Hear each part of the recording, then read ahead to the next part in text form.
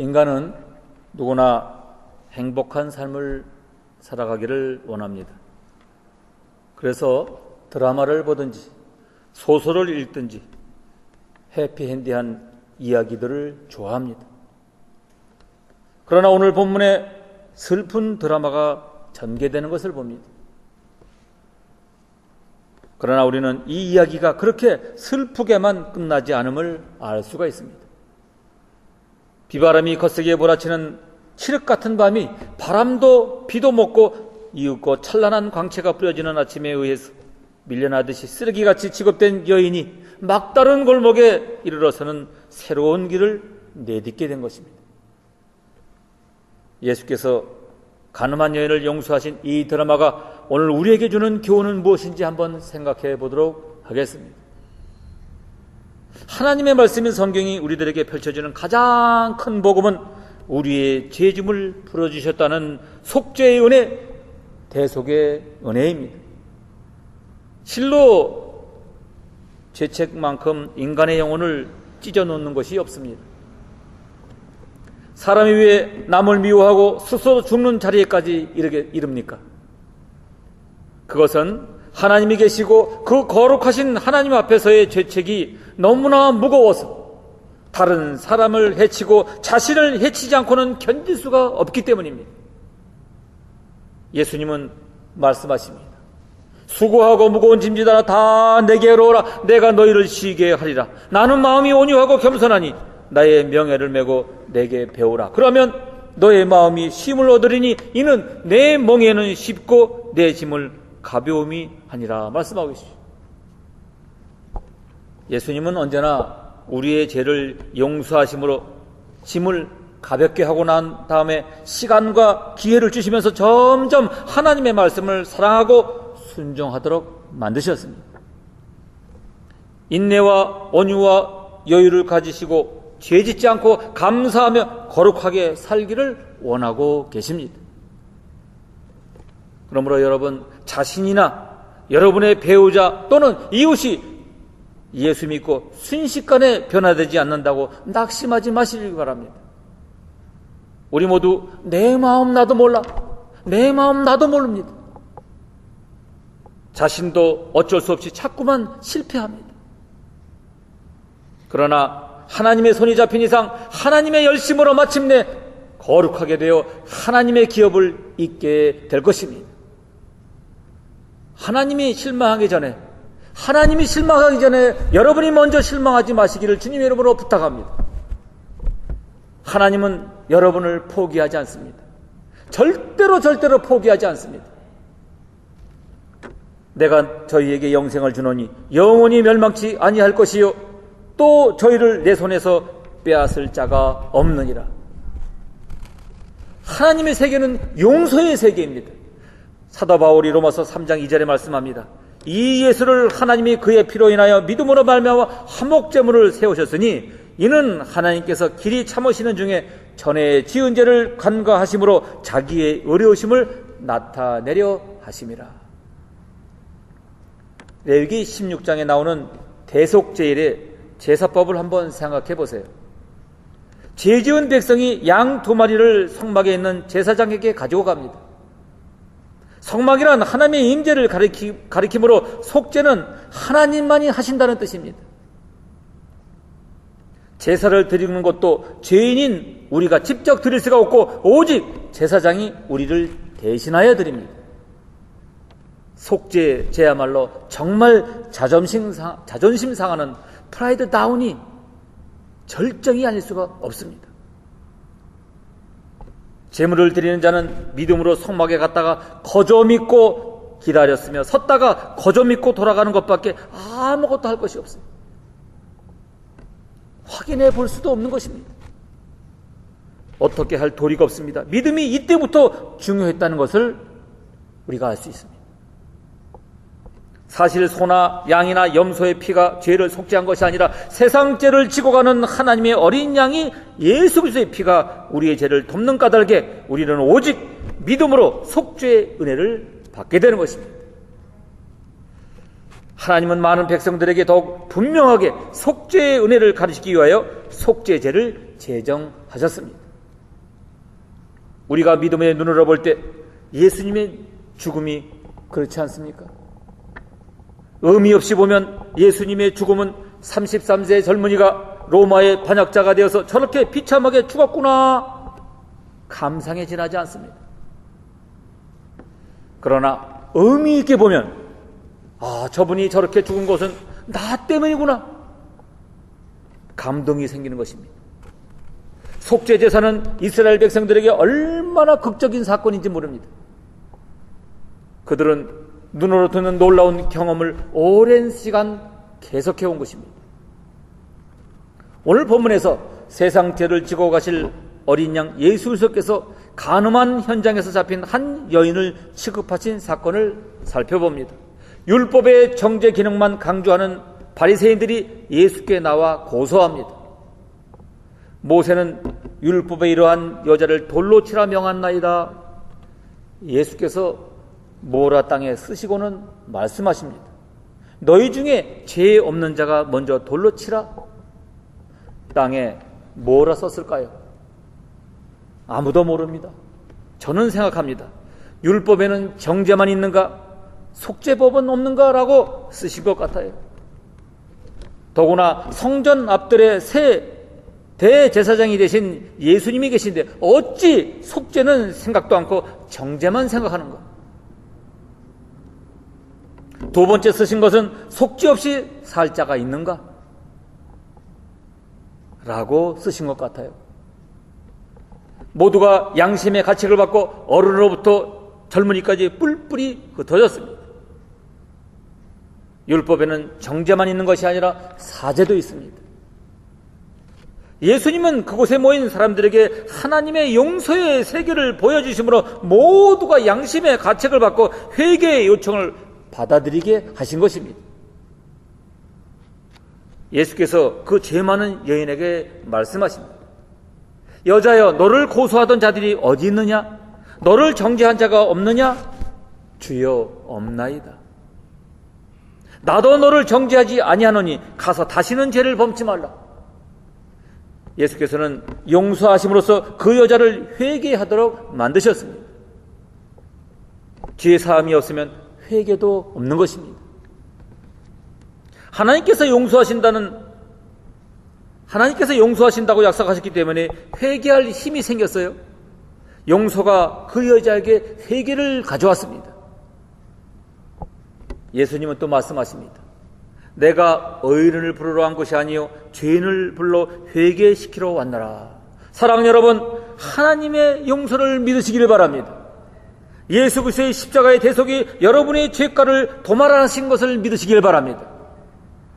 하나님 앞에서 정죄보다 큰 사죄를 보시고 한없이 기뻐하고 감격하십시오. 하나님의 품으로 돌아오는 회개는 크게 두 가지 단계가 있어요. 하나님께 자신의 죄를 시인해야 합니다. 어떤 죄인이란 말입니까? 윤리적인 죄인 이전에 종교적인 죄인이요, 사람에게 죄인이기 전에 하나님께 죄인들입니다. 첫째는 하나님을 인정하지 않는 죄인이요, 둘째는 하나님을 섬기지 않는 죄인이요, 셋째는 하나님의 뜻대로 살지 않는 죄인입니다. 무엇보다도 먼저 우리는 하나님을 인정하지 않는 죄인들입니다. 많은 사람들이 윤리적인 죄는 인정하면서도 신앙적인 죄는 인정하지 않으려 합니다.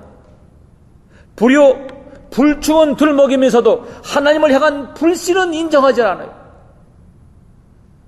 살인, 간음, 절도, 사기, 폭행, 명예훼손죄는 인정하면서도 하나님을 향한 신성, 모독, 양심, 불량죄는 인정하지 않아요. 하나님께 죄인임을 인정해야 합니다. 그것이 죄악에서 구원받는 출발점입니다. 하나님의 용서를 받아들이는 일입니다. 하나님께 용서받으면 그것으로 모든 죄는 끝입니다. 모든 죄는 하나님을 향한 것이요, 그러므로 하나님이 용서하신다면 그 죄는 해결이 되는 것입니다. 요한일서 1장 9절에 만일 우리가 우리 죄를 자백하면 저는 미쁘시고 의로이사 우리의 죄를 사하시며 모든 불의에서 우리를 깨끗게 하실 것이라. 그러면 우리가 지은 죄값은 갚지 않아도 된다는 말입니까? 결코 그런 뜻이 아닙니다. 내가 갚지 않는다는 뜻이요, 누군가는 꼭 갚아야 되는 것입니다. 그러면 누가 내 죄값을 갚습니까? 바로 예수님이 갚으십니다. 하나님은 우리를 죽으신 대신 우리를 죽이는 대신 자기의 아들을 십자가에 못 박으셨어요. 자기 아들을 못 박는 대신 모든 사람들을 다 용서하시기로 작정하셨습니다. 여러분, 회개는 또 이렇게 해야 합니다. 첫째는 머리로 해야 합니다.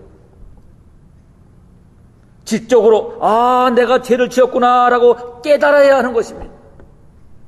둘째는 정적으로 해야 합니다. 가슴으로 해야 합니다. 죄 지은 것에 대하여 애통하며 부끄럽게 생각해야 합니다. 셋째로는 의식적으로 손발로 해야 합니다. 이제 죄를 용감하게 끊고 내가 다시는 이런 일을 행치 아니하리라는 결심을 해야 하고 그대로 실행해야 하는 것입니다. 아멘.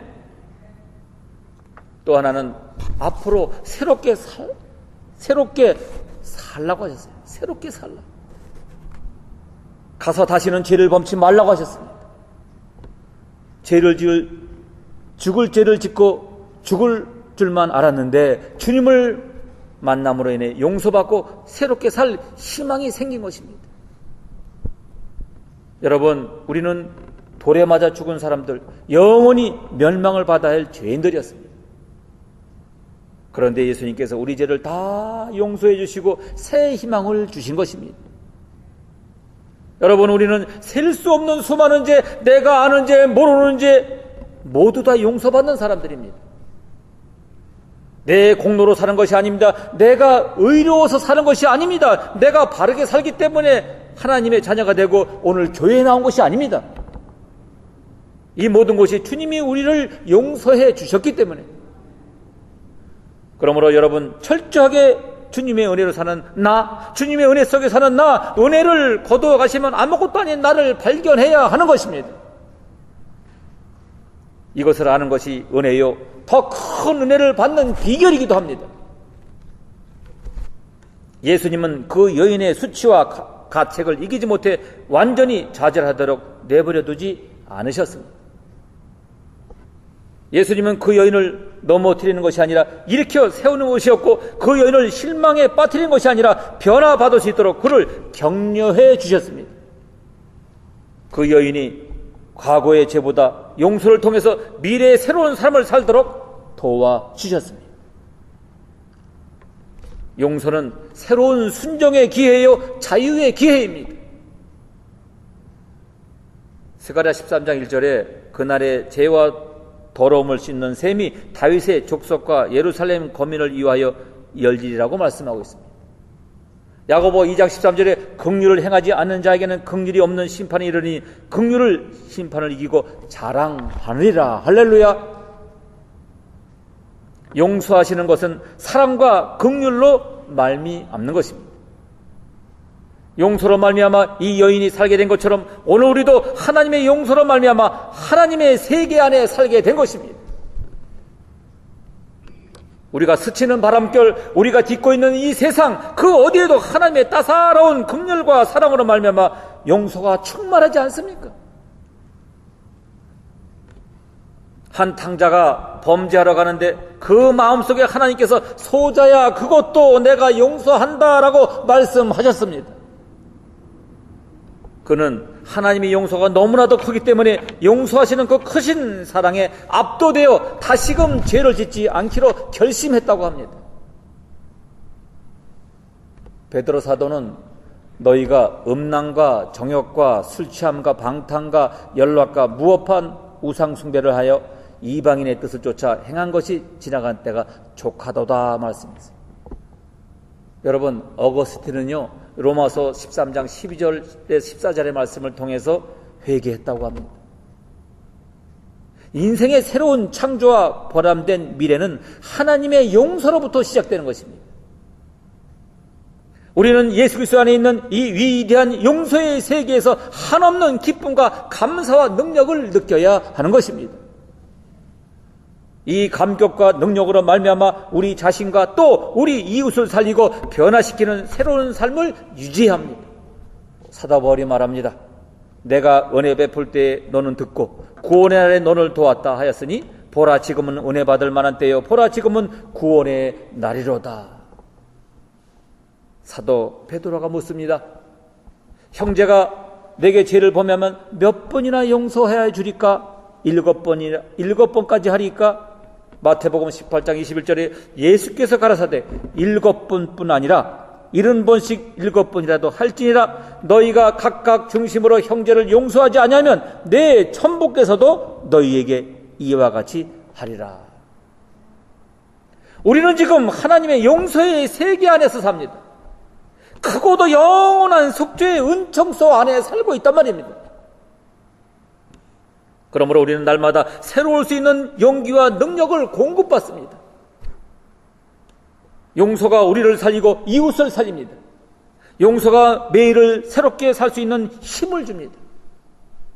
용서가 우리로 자비하고 긍휼히 여기는 하나님의 자녀로 변화시켜 줍니다. 이웃에게 궁극적인 행복과 평화와 화해를 가져다 주는 것입니다.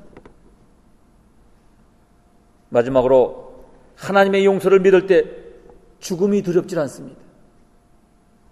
예수님께서 성육신하신 목적은 두 가지인데 하나는 사망으로 말미암아 사망의 세력을 잡는 곧 마귀를 없이 하는 일입니다. 마귀는 곧 없어질 존재입니다. 또 하나는 죽기를 무서워함으로 일생에 매여 종로로 타는 모든 자들을 놓아주려 합니다. 이 세상은 짧게 사는 난쟁이 나라이지만 오는 세상은 영생하는 거룩한 거인들의 나라입니다. 죽음은 아직 남아있으나 그 독 이빨은 이미 뽑혔고 그 힘은 무효가 되었습니다. 사도 바울이 부활장 마지막 부분에 이렇게 말하고 있습니다. 사망아 너희 이기는 것이 어디 있느냐? 사망아 너희 쏘는 것이 어디 있느냐? 사망에 쏘는 것은 죄요 죄의 권능은 율법이라. 우리 주 예수 그리스도로 말미암아 우리에게 이김을 주시는 하나님께 감사하노라. 죽음의 독이 어디 있습니까? 죄에 있고 죄의 권능은 율법입니다. 그런데 예수의 피가 우리 죄를 씻었고 예수의 의가 율법의 욕구를 만족시켰습니다. 예수 안에 완전한 사죄가 있고 예수 안에 완전한 하나님의 의가 있습니다. 죄가 용서되고 율법이 성취된 이상 죽음이라고 불리우는 것을 두려울 필요가 없는 것입니다. 우리들에게 있어서 죽음은 이제 다만 깊은 잠에 빠져들어가는 경험에 지나지 않는 것입니다. 예수님은 우리들이 두 번 다시 떠나가는 일이 없도록 끝까지 굳게 잡아주셨습니다. 히브리서 2장 16절에 이는 실로 천사들을 붙들어 주려 하심이 아니요 오직 아브라함의 자손을 붙들어 주려 하심이라. 아멘.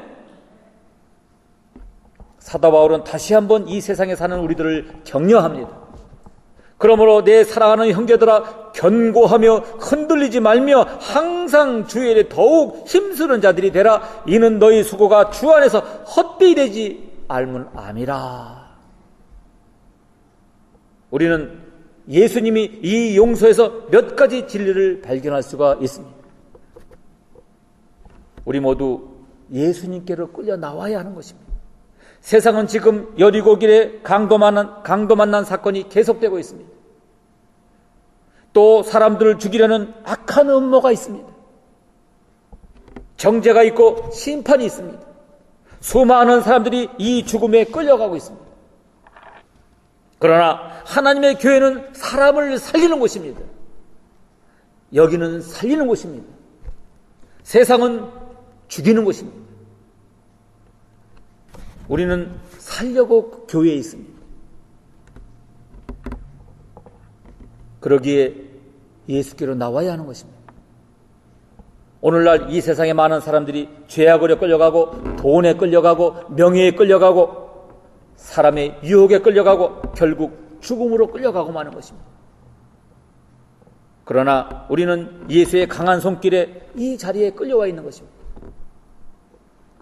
본문의 가늠한 여인이 주님 앞에 끌려와서 다시 살아났듯이 오늘 이 자리에 죄에서, 사망에서, 실패에서, 질병에서, 마음에서 다시 살아나는 자리인 줄 믿으시기를 바랍니다. 이 여인은 자유를 얻었습니다. 여자여, 너를 고소하던 그들이 어디 있느냐? 너를 정죄할 자가 없느냐? 주여, 없나이다. 여러분, 우리가 주 앞에 올 때 우리를 정죄하지 않도록 주께서 십자가에 피를 흘려주셨습니다. 사도 이사야서 53장 5절에 그가 찔림은 우리의 허물이라며 그가 상함은 우리의 죄악을 인함이라. 그가 징계를 받음으로 우리가 평안을 누리고 그가 채찍에 맞음으로 우리가 나음을 입었도다 했습니다. 머리에 가시갓을 쓰신 것은 우리가 머리로 지은 죄 때문이요, 손과 발에 대목을 박은 것은 우리의 손과 발로 지은 죄 때문이요, 그 옆구리에 창을 찔러 피 흘리심은 우리의 마음으로 지은 죄를 인하합니다. 예수님은 우리의 모든 죄를 홀로 담당하셨습니다. 그리고 예수님을 믿는 자마다 정죄함이 없다고 선언까지 하셨어요. 그러므로 오늘 우리 모두는 주여 나를 정죄할 자가 없나이다 고백해야 하는 것입니다. 나는 근심 걱정할 것이 없나이다. 나는 정죄된 것이 없나이다. 나를 괴롭히던 모든 것들이 없나이다. 이 고백이 나의 고백이요 여러분의 고백이 되어야 될 줄로 압니다. 주 안에서 능치 못하심이 없습니다. 계시록 21장에는 주 안에서 죽음이 없고 고통도 없고 슬픔도 없고 저주도 없고 밤이 없고 요동하는 바다가 없다고 했습니다. 여러분 모두 예수 이름으로 승리하시는 모두가 되시기를 주님 이름으로 축원합니다. 우리 모두 용서받은 죄인임을 발견해야 합니다. 나도 너를 정죄하지 않으니 이 말씀이 바로 복음인 것입니다. 세상 사람들은 용서받지 못한 죄인들입니다. 그러나 교회는 용서받은 죄인들이 뭐니 감격의 공동체요 용서받은 죄인들의 공동체인 것입니다. 삶의 현장에서 죄를 지지 않는 자가 어디 있습니까? 일터에서 삶의 현장에서 죄 지은 자들이며 그러나 예수님은 우리를 정죄하지 않고 용서해 주셨습니다. 가늠한 여인을 용서해 주시는 사람은 가늠한 여인을 용서하는 사람은 없습니다. 모두가 다 그녀를 정죄하고 심판의 돌을 던지려고 했습니다. 오직 예수님만이 용서의 손을 내미신 것입니다. 예수 그리스도는 우리의 죄를 대신하여 십자가를 홀로 지셨습니다. 여러분, 삶의 새로운 출발은 자신을 용서하는 것부터 시작하는 것입니다. 예수님이 나도 너를 정죄하지 아니었냐 하신 것은 나도 너를 정죄하지 않노니 너도 나 자신을 정죄하지 말라고 용서하라는 것입니다. 나 자신을 용서한 자는 이웃을 용서할 수가 있습니다. 용서는 누구의 잘못을 내 기억 속에서 지워버리는 것입니다. 내 기억 속에서 떨쳐버리는 것입니다. 그것이 용서인 것입니다. 왜 우리가 이웃을 용서해 줘야 하는가? 우리도 모두가 허물 많은 죄인들이기 때문입니다. 그 여인에게 돌을 던지려던 자들이 죄 없는 자가 먼저 돌을 치라고 하자 다 죄가 있기 때문에 물러가지 않았습니까? 여러분, 그렇습니다. 세상에 완전한 사람 한 사람도 없습니다. 우리 모두가 죄와 허물이 다 있습니다. 남을 정죄하고 돌을 던질 자격이 없단 말입니다. 그런데 세상에는 완전한 자가 없기 때문에 정죄하거나 돌을 던질 수가 없는 것입니다. 그래서 마태복음 7장에서는 비판의 돌을 던지지 말고 자신의 허물을 먼저 찾으라고 말하고 있습니다. 자신의 허물을 먼저 찾으라고. 우리 모두 용서받은 의인에게 용서하는 사람이 되어야 하는 것입니다. 하나님의 용서에는 특징이 있지 않습니까? 모든 종류의 죄를 다 용서하신다. 모든 죄를 도말하신다. 하나님께로 돌아오기만 하면 용서하신다. 하나님께로 오기만 하면 용서하신다. 하나님의 용서는 무제한적인 용서입니다. 마태복음 18장 21절에 베드로가 예수님께 주여 형제가 죄를 범하면 몇 번이나 용서해 주리까? 7번까지 하오리까? 라고 질문하실 때 예수님은 7번만이 아니라 70번씩 7번이라도 할지니라고 말씀하셨습니다. 7번씩 70번은 490번이 아니라 무제한을 의미하는 상징적인 숫자입니다. 사랑하는 성도 여러분, 우리 모두도 연약한 사람들입니다. 나를 용서하고 이웃을 용서하고 하나님이 원하시는 믿음의 삶을 살 때 하나님의 용서 안에 살아가는 우리 모두가 되어서 정말로 복받는 인생들 한 사람 한 사람 모두가 다 될 줄로 믿습니다.